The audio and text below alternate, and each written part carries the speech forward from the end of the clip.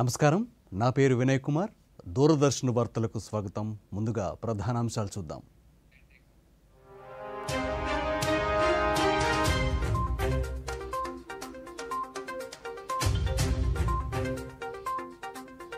మరో రాకెట్ను విజయవంతంగా ప్రయోగించిన భారత అంతరిక్ష పరిశోధన సంస్థ ISRO INSAT 3DS ఉపగ్రహాన్ని నింగిలోకి మోసుకెళ్లిన GSLV F-14 వాహక నౌక. ప్రయోగం విజయవంతమైనట్లు ప్రకటించిన ఇస్రో చైర్మన్, ఇస్రో శాస్త్రవేత్తలు, సిబ్బందిని అభినందించిన సోమనాథ్. పార్లమెంట్ ఎన్నికలకు బీజేపీ సన్నద్ధం. కొత్త ఢిల్లీలో 2 రోజుల భారతీయ జనతా పార్టీ కార్యవర్గ సమావేశాలు ప్రారంభం. టెస్ట్ క్రికెట్లో రవిచంద్రన్ అశ్విన్ సరికొత్త రికార్డ్. 500 వికెట్లు తీసిన చెన్నై క్రికెటర్కు ప్రధానమంత్రి అభినందనలు. ఇక వివరాలు చూస్తే, భారత అంతరిక్ష పరిశోధన సంస్థ ఇస్రో మరో రాకెట్ను విజయవంతంగా ప్రయోగించింది. తిరుపతి జిల్లాలోని సతీష్ ధావన్ స్పేస్ సెంటర్ షార్ శ్రీహరికోట నుంచి ఈ సాయంత్రం 5:35 GSLV F-14 వాహక నౌక ఇన్సాట్ 3DS ఉపగ్రహాన్ని నింగిలోకి మోసుకెళ్లింది. 2275 కిలోల బరువు ఉన్న ఈ ఉపగ్రహాన్ని నిర్ణీత కక్షలో ప్రవేశపెట్టింది. ఇన్సాట్ 3DSను వాతావరణ పరిశీలనకు మెరుగుపరచడానికి, భూమి, సముద్ర ఉపరితలాలను పర్యవేక్షించడానికి రూపొందించారు. తద్వారా వాతావరణ అంచనా, విపత్తు హెచ్చరిక వ్యవస్థలను మెరుగుపరుస్తుంది. ప్రస్తుతం కక్షలోని ఇన్సాట్ 3D, ఇన్సాట్ 3DR ఉపగ్రహాలతో కలిసి ఇది పనిచేస్తుంది.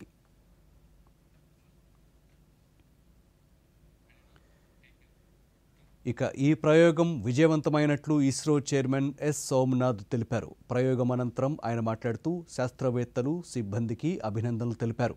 ఇన్సాట్ 3DSతో భూ, సముద్ర వాతావరణంపై ఖచ్చితమైన సమాచారం అందుతుందని పేర్కొన్నారు. పేలోడ్ను తయారు చేసిన శాస్త్రవేత్తలకు ప్రత్యేకంగా అభినందనలు తెలిపారు. ఉపగ్రహం తయారీకి ఎంతో కష్టపడ్డామని సోమనాథ్ తెలిపారు.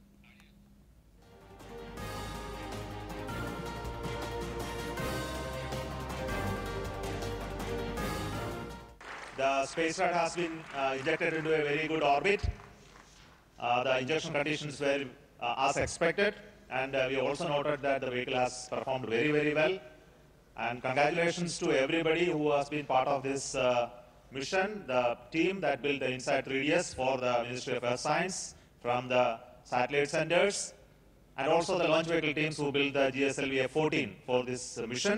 My greetings and congratulations to everybody for this accomplishment. And INSAT 3DS is the next generation weather satellite with improved capability over the existing INSAT series, which is there in orbit, INSAT 3D and INSAT 3DR. And this will augment the capability of observation of various atmospheric parameters that leads to the information related to the weather and the climate. And also it gives a lot of data in terms of the data collection platform as well as distress alert terminal related operations as well. So let me congratulate the team who built the payloads, the satellite, and also the launch vehicle for this excellent mission this year. త్వరలో జరగనున్న సార్వత్రిక ఎన్నికల నేపథ్యంలో Bharatiya Janata party జాతీయ కార్యవర్గ సమావేశాలు ఏర్పాటు చేసింది. దేశ రాజధాని కొత్త ఢిల్లీలోని భారత మండపంలో ఈరోజు, రేపు నిర్వహించే కార్యక్రమాల్లో వచ్చే ఎన్నికలకు సంబంధించి ఎలాంటి వ్యూహాలతో ముందుకు సాగాలి అనే అంశాలపై అగ్రనాయకులు చర్చించనున్నారు. ప్రధానంగా వచ్చే ఎన్నికల్లో 370 స్థానాల్లో ఒంటరిగానే విజయం దక్కించుకోవాలని భావిస్తున్న బీజేపీ ఆ దిశగా ఎలాంటి కార్యాచరణను అమలు చేయాలనే విషయంపై విస్తృతంగా చర్చించనుంది. కాగా ఈ జాతీయ సమావేశాలకు ప్రధానమంత్రి నరేంద్ర మోదీ హాజరయ్యారు. భారత మండపం వద్దకు చేరుకున్న ప్రధానమంత్రికి బీజేపీ జాతీయ అధ్యక్షులు జగత్ ప్రకాష్ నడ్డా స్వాగతం పలికారు. తొలుత సమావేశాలను ప్రారంభించిన ప్రధాని పార్టీ వ్యవస్థాపక అధ్యక్షులు శ్యామాప్రసాద్ ముఖర్జీకి నివాళులర్పించారు. ఈ సమావేశాల్లో కేంద్ర హోంశాఖ మంత్రి అమిత్ షా, రక్షణ శాఖ మంత్రి రాజ్నాథ్ సింగ్ తదితరులు పాల్గొన్నారు.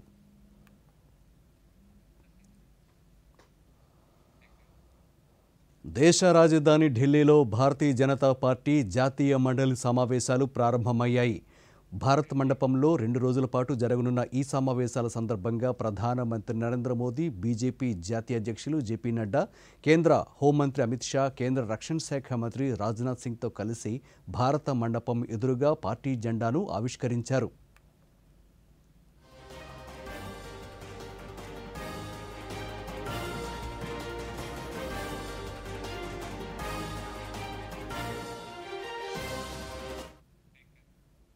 భవిష్యత్తులో తెలంగాణలో బీజేపీ ప్రభుత్వాన్ని ఏర్పాటు చేస్తుందని, తమకు ఆ నమ్మకం ఉందని ఆ పార్టీ జాతీయ అధ్యక్షులు జేపీ నడ్డా ధీమా వ్యక్తం చేశారు. ప్రపంచంలోనే అతిపెద్ద పార్టీగా బీజేపీ ఎదిగిందని ఆ పార్టీ జాతీయ అధ్యక్షులు జేపీ నడ్డా పేర్కొన్నారు.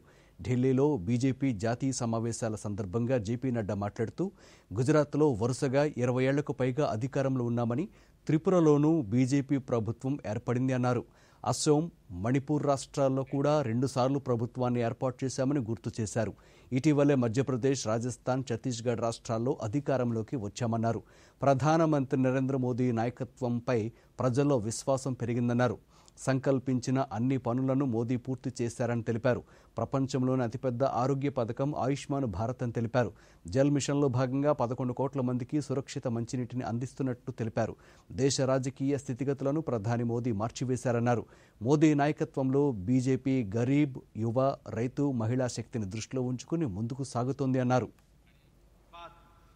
आपको जानकर के खुशी होगी कि आज एनडीए की 17 प्रदेशों में सरकारें हैं और 12 प्रदेशों में विशुद्ध भारतीय जनता पार्टी की सरकार है. प्रधानमंत्री मोदी जी के नेतृत्व के कारण पार्टी की साख, पार्टी को लोगों ने आत्मसात और लोगों ने जिस तरीके से स्वीकारा है वह भी हम सबके सामने है.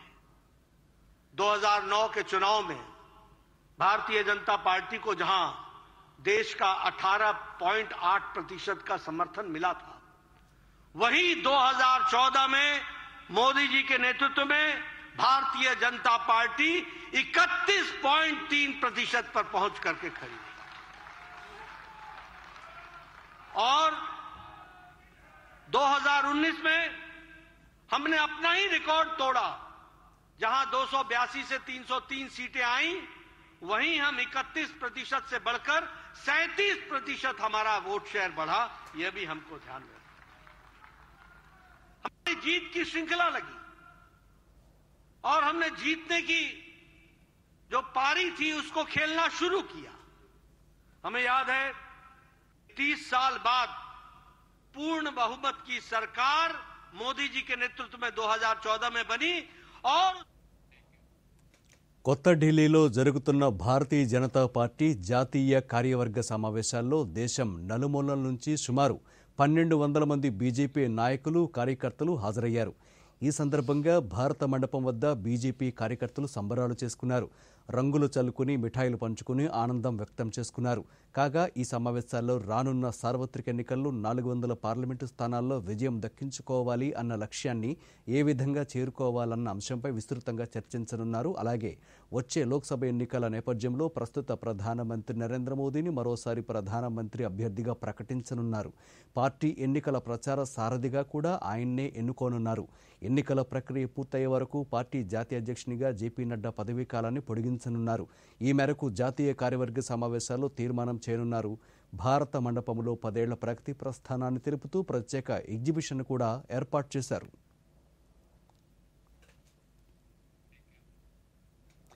వైఎస్ఆర్సీపీ నుంచి పార్టీ ఫిరాయించిన 4 ఎమ్మెల్యేలకు వివరణ ఇచ్చేందుకు శాసనసభాపతి తమ్మినేని సీతారాం మరో అవకాశం ఇచ్చారు. అనర్హత పిటిషన్ విచారణలో భాగంగా తమ ఎదుట హాజరు కావాలని మరోసారి ఆయన నోటీసులు జారీ చేశారు. అయితే నోటీసుల్లో ఇదే తుది విచారణగా పేర్కొన్నారు. వైఎస్ఆర్సీపీ నుంచి విజయం సాధించి పార్టీ ఫిరాయించి టీడీపీలోకి వెళ్లిన మేకపాటి చంద్రశేఖర్ రెడ్డి, ఆనం రామనారాయణ రెడ్డి, కోటమిరెడ్డి శ్రీధర్ రెడ్డి, ఉండవల్లి శ్రీదేవిలకు ఇప్పటికే 3 సార్లు విచారణకు హాజరు కావాలని నోటీసులు ఇచ్చారు. అయితే సాంకేతిక వ్యక్తిగత కారణాలని సాకుగా చూపిస్తూ పూర్తి స్థాయి విచారణలో పాల్గొనకుండా సాగదీస్తూ వస్తున్నారు. దీంతో ఈ నలుగురు ఈ నెల 19వ తేదీన విచారణకు హాజరు కావాల్సిందేనని స్పీకర్ కార్యాలయం నోటీసులు జారీ చేసింది. స్పీకర్ కార్యాలయంలో ఈ నెల 19వ తేదీన మధ్యాహ్నం విచారణ ఉంటుందని, హాజరు కాకపోతే ఇప్పటిదాకా జరిగిన విచారణ ఆధారంగా నిర్ణయం ఉంటుందని నోటీసుల్లో అసెంబ్లీ అధికారులు స్పష్టం చేశారు. ఇప్పుడు ఒక షార్ట్ బ్రేక్ తీసుకుందాం. తాతయ్య, బంగారు కొండ అంటే ఏంటి? ముద్దు బిడ్డని అచ్చంగా నీలాగా. నాన్న, ఆన్లైన్ ఫారెక్స్ ట్రేడింగ్ పై best offers, high returns, bonus deposit, ఇంకా బహుమతులు గెలుచుకునే అవకాశం. కురుచున్న కొమ్మనే నరకడం అంటే ఏంటి? కష్టాలని పిలవడం మీ నాన్నలాగా. ఆర్బీఐ అంటుంది ఆకర్షణీయమైన ఆఫర్స్ తో ప్రలోభ పెట్టే అనధికృత ప్లాట్ఫామ్స్ పై ఫారెక్స్ ట్రేడింగ్ చేయడం అంటే కొరిమితో తలగొక్కోవడమే. అంటే ఏంటి? ఈయన్ని అడుగు. అర్థమైంది నాన్న. ఆర్బీఐ అంటుంది విషయాలు తెలుసుకోండి, జాగరూకంగా ఉండండి. తిరుపతి అంతర్జాతీయ రైల్వే స్టేషన్ పనులు వేగవంతంగా జరుగుతున్నాయని తిరుపతి పార్లమెంట్ సభ్యులు మద్దాలి గురుమూర్తి తెలిపారు. తిరుపతి జిల్లా Srikalahasti Tirupati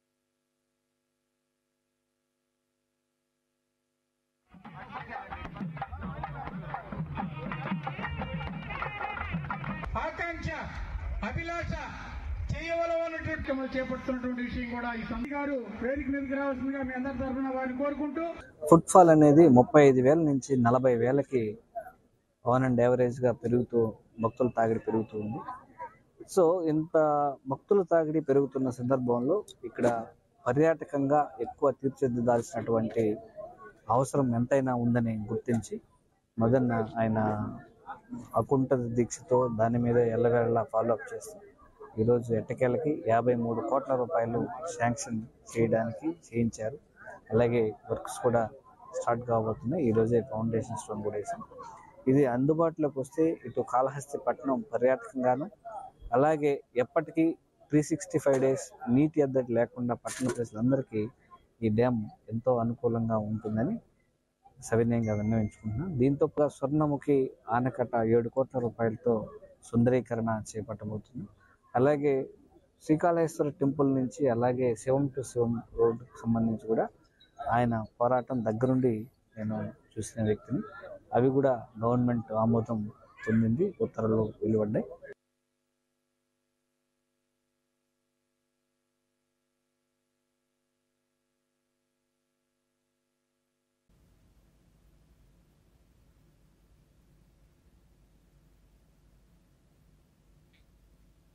welcome back.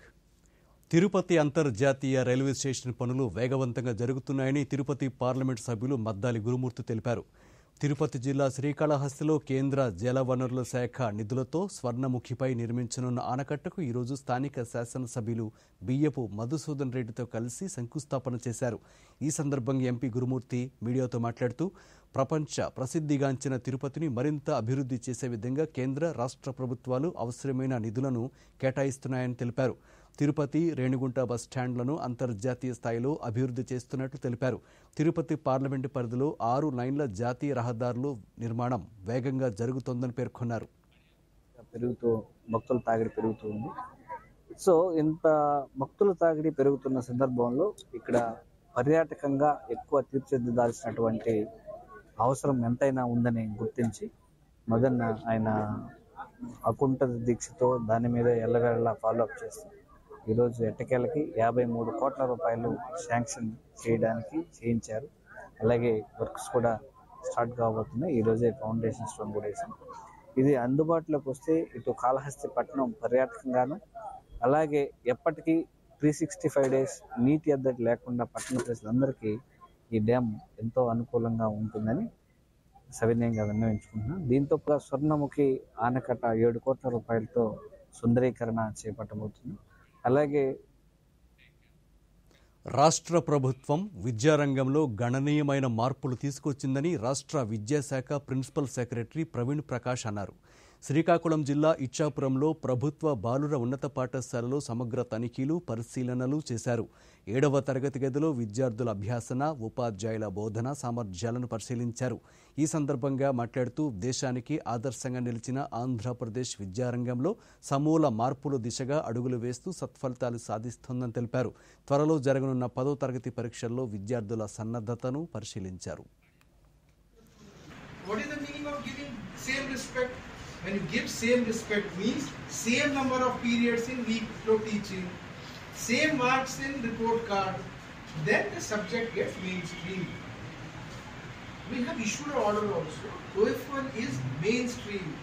It has in the report card gani number of hours. 6 నెలల నుంచి నేను సాక్షిగా చెప్తున్నాము. మీ అందరికీ నేను 6 సార్లు చెప్పాను, 6-7 సార్లు చెప్పాను. OF1 is a subject TOEFL కి ఒక సబ్జెక్ట్ హోదా ఇవ్వడం జరిగింది by government of Andhra Pradesh school education department.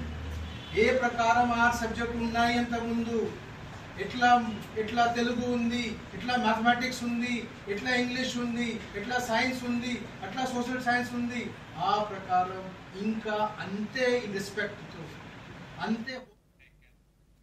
Shri Potti Sriramulu Nellore జిల్లాలోని కృష్ణపట్నం పోర్టులో కంటైనర్ టెర్మినల్ సదుపాయాన్ని వాణిజ్యపరంగా పూర్తి స్థాయిలో పునరుద్ధరించడం మంచి పరిణామమని రాష్ట్ర వ్యవసాయ శాఖ మంత్రి కాకాణి గోవర్ధన్ రెడ్డి తెలిపారు. కరోనా పరిస్థితుల నేపథ్యంలో కొంతకాలం మందకొడిగా సాగినా రాష్ట్ర ప్రభుత్వం అందించిన ప్రోత్సాహంతో ముందుకు సాగిందని తెలిపారు. కృష్ణపట్నం పోర్టులోని కంటైనర్ టెర్మినల్కు చేరుకున్న భారీ నౌకను మంత్రి, స్థానికులు మీడియాతో కలిసి సందర్శించారు. ఈ సందర్భంగా మంత్రి మాట్లాడుతూ కంటైనర్ టెర్మినల్ సేవలను నిరాటంకంగా కొనసాగించే సామర్థ్యం ఏర్పడిందన్నారు.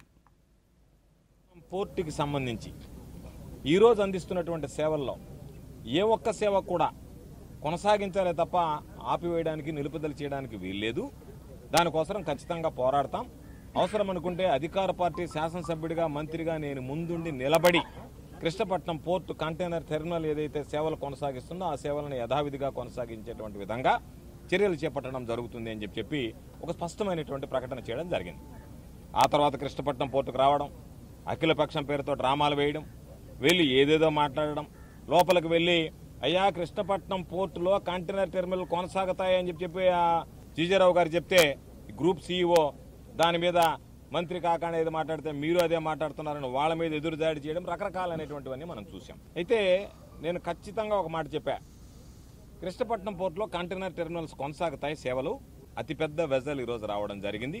4000 కంటైనర్లతో వచ్చినటువంటి వెజల్లో 2800 కంటైనర్లు ఈరోజు ఇక్కడ డౌన్లోడ్ చేస్తున్నారు. ఇక్కడ డౌన్లోడ్ చేసి మిగతా కంటైనర్లు ఇతర పోర్టులకు వెళ్తాయి. వాటిని మరలా 2800కు సంబంధించినటువంటి ఎవరైతే ఏజెంట్స్ ఉన్నారో వాళ్ళందరూ సరిచేసిన తర్వాత మరలా వాటికి సంబంధించినటువంటి లోడింగ్ కార్యక్రమాలు కొనసాగుతాయి.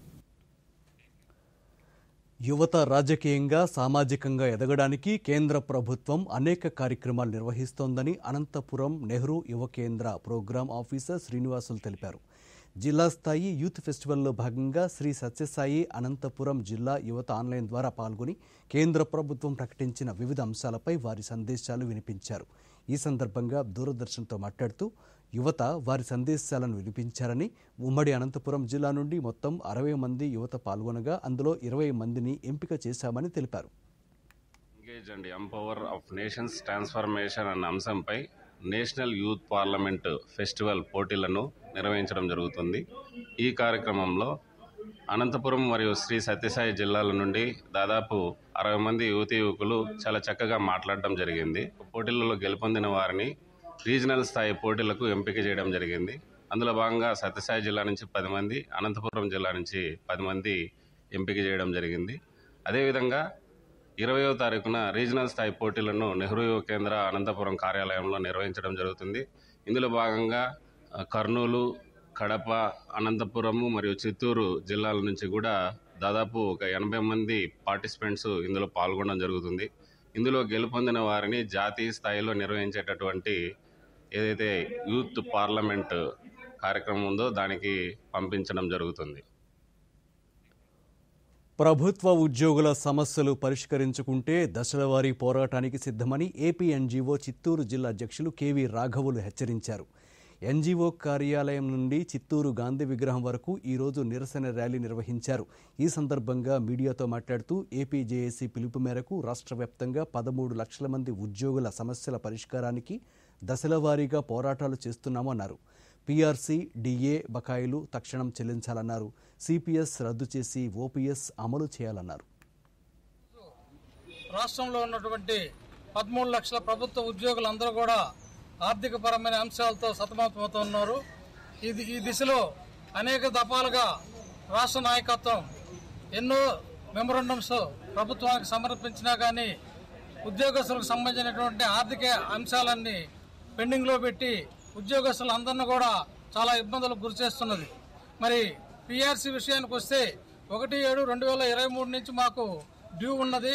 ఆ రోజు నుంచి కూడా ఈ రోజు కూడా ఎటువంటి చర్య తీసుకోకుండా అట్లే నార్పుడు ధోరణిలో ప్రభుత్వం ముందుకెళ్తూ ఉంది. అదేవిధంగా ఎంప్లాయీస్కి రావాల్సినటువంటి డిఏ బకాయిలు కానీ సరెండర్ లీవులు కానీ ఇప్పటికి కూడా ఎటువంటి చర్య తీసుకోలేదు.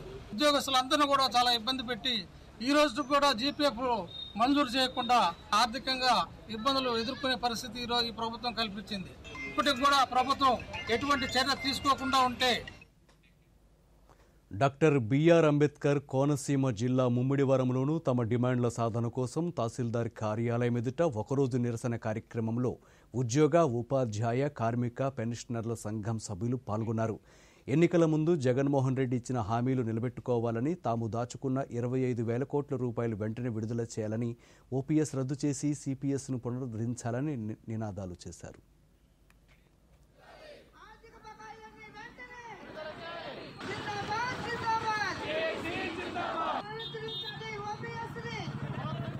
చేసి ఇచ్చిన పిలుపు మేరకు మేము గత 3 రోజులుగా కూడా ఈ యొక్క కార్యాచరణ అయితే మేము అమలు చేస్తూ వస్తున్నాము. మొదటి రోజున నల్ల బ్యాడ్జీలు ధరించి విధులకు హాజరయ్యాము. తర్వాత 2 రోజులు కూడా మేము నల్ల బ్యాడ్జీలతోనే మా యొక్క కార్యాలయాల్లోనే మేము నిరసన వ్యక్తం చేస్తూ వస్తున్నాము. ఈ రోజున తాలూకా స్థాయిలో మేము ధర్నాన్ని అలాగే ర్యాలీని కూడా నిర్వహిస్తున్నాము. మా యొక్క డిమాండ్ ఏంటంటే తక్షణమే మా యొక్క ఆర్థిక సమస్యలు వెంటనే పరిష్కరించాలి.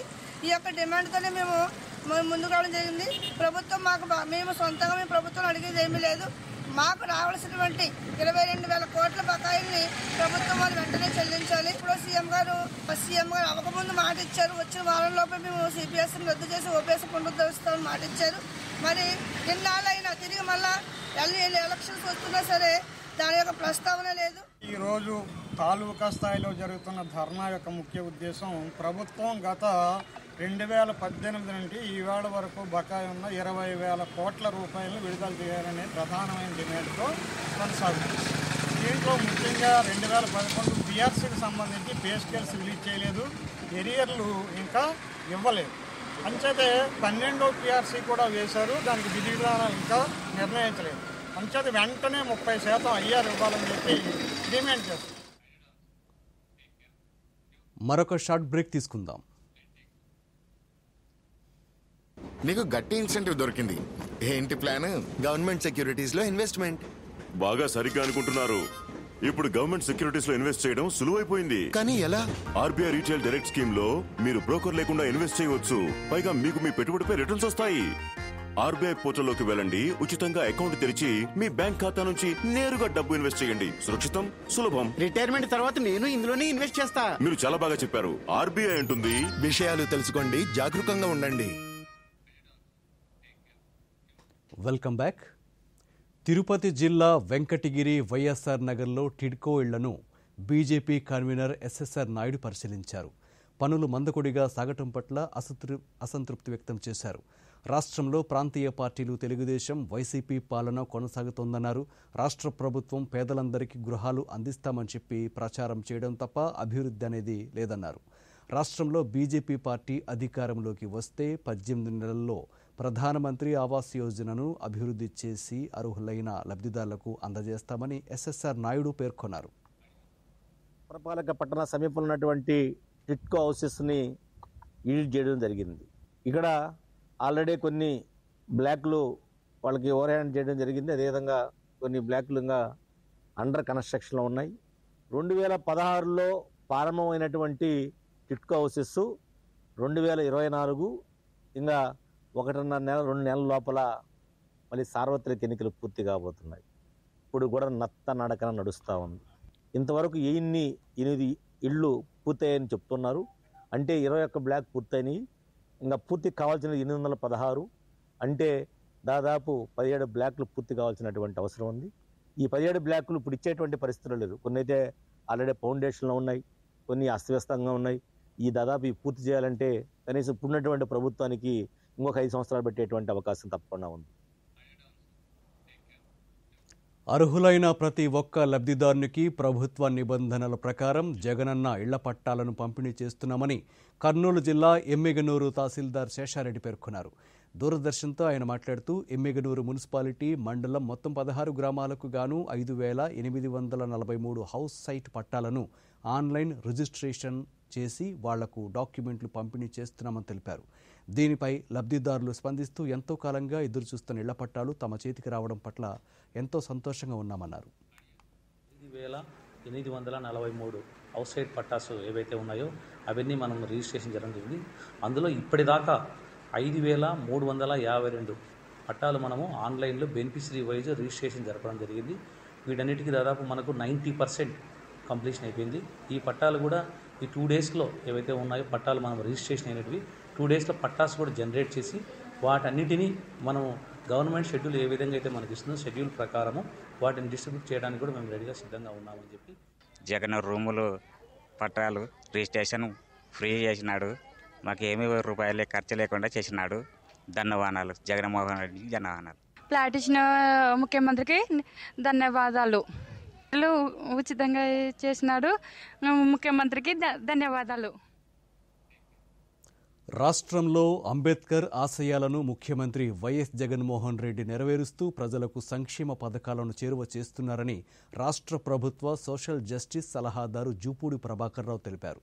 కృష్ణా జిల్లా మచిలీపట్నంలో ఈరోజు ఆయన మీడియాతో మాట్లాడుతూ రాష్ట్రంలో అంబేద్కర్ స్ఫూర్తిని దశ దిశలా చాటే విధంగా విజయవాడలో 125 అడుగుల సామాజిక సాధికారక విగ్రహాన్ని ఏర్పాటు చేయడం ద్వారా ఎస్సీ ఎస్టీ మైనారిటీల పట్ల చిత్తశుద్ధిని అందరికీ అర్థమయ్యేలా చేశారని చెప్పారు.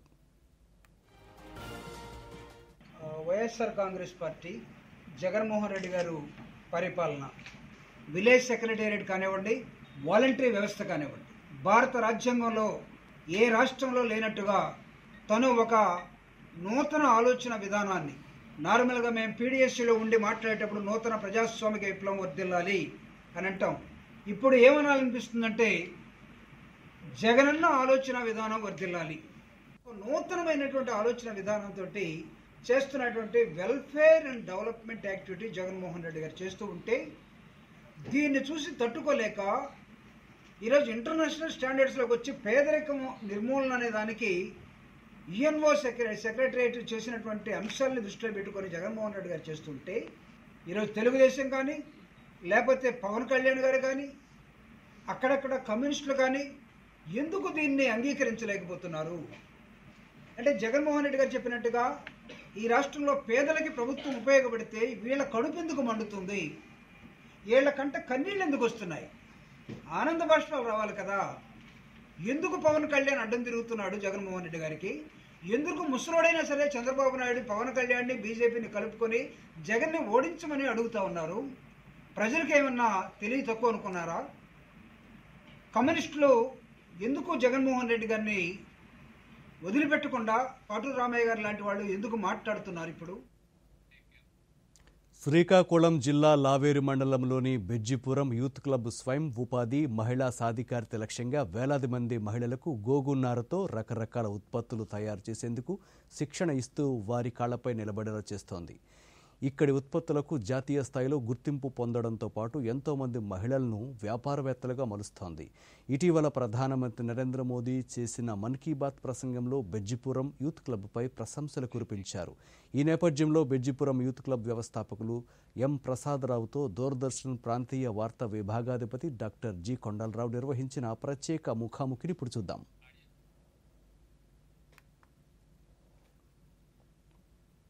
మహిళలకి స్వయం స్వావలంబన, వృత్తి నైపుణ్యాలని పెంపొందిస్తూ వారిలో ఒక రకమైన కాన్ఫిడెన్స్ని కలిగేలా చేస్తూ శ్రీకాకుళం జిల్లాలోని బెజ్జిపురం స్థానంగా యూత్ క్లబ్ బెజ్జిపురం పేరుతో ఈనాడు రాష్ట్ర వ్యాప్తంగానైతేనేమి దేశవ్యాప్తంగానైతేనేమి ఎంతో మంచి పేరుని సముపార్జించుకున్న యూత్ క్లబ్ బెజ్జిపురం అధ్యక్షులుగా సేవలందిస్తున్న పెద్దలు ఎం ప్రసాదరావు గారు మన దూరదర్శన్ కేంద్రానికి రావడం జరిగింది. ఈ సందర్భంగా వారితో కొన్ని అంశాలని మనం ముచ్చటిద్దాం. నమస్కారం ప్రసాదరావు గారు. నమస్కారం అండి. ప్రేక్షకులందరికీ నమస్కారం. పారిశుద్ధ్యం, స్వచ్ఛత, దీనికి సంబంధించి మీ ప్రయత్నాలు ఏమన్నా జరిగాయా? 2016-17 సంవత్సరం నుంచి కూడా మరి యూనిసెఫ్ సహకారంతో 20 గ్రామ పంచాయతీలని మేము ఎంపిక చేసుకొని ఆ గ్రామ పంచాయతీల్లోనూ ఆ పరిసర గ్రామాలలో కూడా పారిశుద్ధ్యం మీద అవగాహన కల్పించడం జరిగింది. సుమారు 20,000 కుటుంబాలకు పారిశుధ్యం మీద అవగాహన కల్పించిన తరువాత వారికి ప్రభుత్వ పథకాలలో ఈ టాయిలెట్స్ అంటే మరుగుదొడ్లు నిర్మాణం చేసుకోవడానికి లింక్ చేయడం కూడా జరిగింది ప్రభుత్వంతోనూ. యూత్ క్లబ్ రైళ్లు పరస్పరం ఢీకొట్టుకోకుండా చూసేందుకు దేశీయంగా రూపొందించిన యాంటీ కొలిజన్ డివైస్ కవచ్ను రైల్వే అధికారులు తొలిసారిగా వందే భారత్ రైలుపై విజయవంతంగా పరీక్షించారు. గంటకు 160 కిలోమీటర్ల వేగంతో దూసుకొస్తున్న ఈ రైలుకు ఈ వ్యవస్థ ఆటోమేటిక్గా బ్రేకులు వేసింది. 8 బోగీలున్న వందే భారత్ రైలుపై దీన్ని పరీక్షించారు. కవచ్ను research designs and standards organisation సంస్థ రూపొందించింది. అత్యవసర సమయంలో కూడా లోకో పైలట్ సకాలంలో బ్రేకులు వేయకుంటే ఇది స్పందించి రైలును ఆపేస్తుంది. ఉత్తరప్రదేశ్లోని మధుర పాల్వాల్ మధ్య తాజాగా ఈ పరీక్ష నిర్వహించారు. ఇందులో రైలును గంటకు 160 కిలోమీటర్ల వేగంతో నడిపారు. లోకో పైలట్ దీనికి బ్రేకులు వేయలేదు. అయినా అందులోని కవచ్ వ్యవస్థ రెడ్ సిగ్నల్ను గుర్తించి బ్రేక్ వేసింది. సిగ్నల్కు 10 మీటర్ల దూరంలో రైలును ఆపేసింది. తాజా ప్రయోగం ఆధారంగా దేశవ్యాప్తంగా 8 బోగీలున్న వందే భారత్ రైళ్లలోని కవచ్ వ్యవస్థకు ప్రమాణాలను ఖరారు చేయనున్నట్లు రైల్వే అధికారులు తెలిపారు.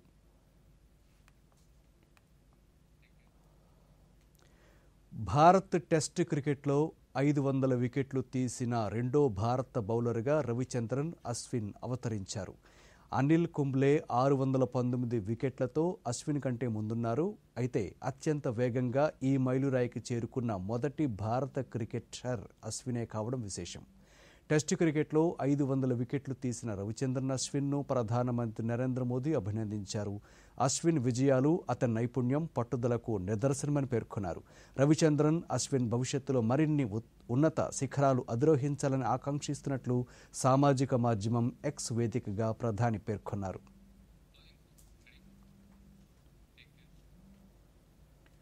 ఈ వార్తలు ఇంతటితో సమాప్తం. నమస్కారం.